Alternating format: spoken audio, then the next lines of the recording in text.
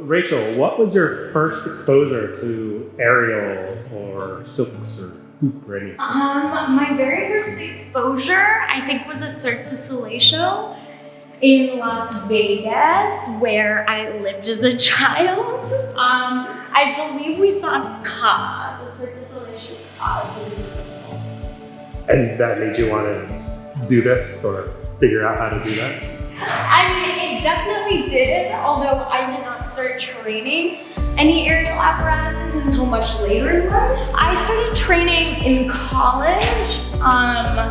That's when I found body and pole. That's when I came to the East Coast. Oh wow. Yeah. What is one of your favorite moves to teach your students, or what's one of the things that you love to show them? I guess anything dynamic, anything from beats, I love to teach. I love to talk about the theory.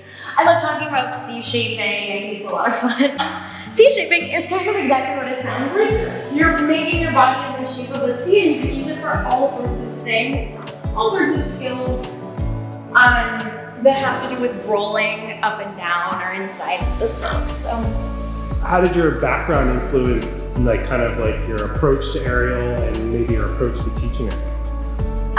Well, I came from a ballet background, and aerial was my first ever experience doing anything kind of upper body, anything climbing. So I think that my teaching style is very much informed by, I felt like an adult beginner.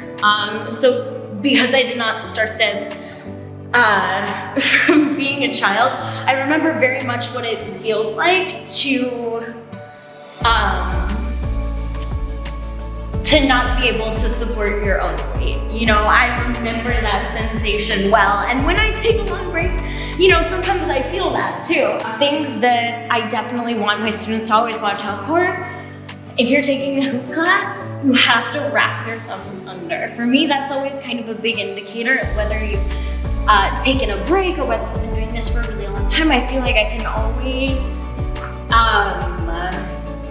tell where you are more or less in your hoop journey just by how you hold on to your hoop and how you grab your hoop. Specifically with the thumbs wrapped, but other things as well.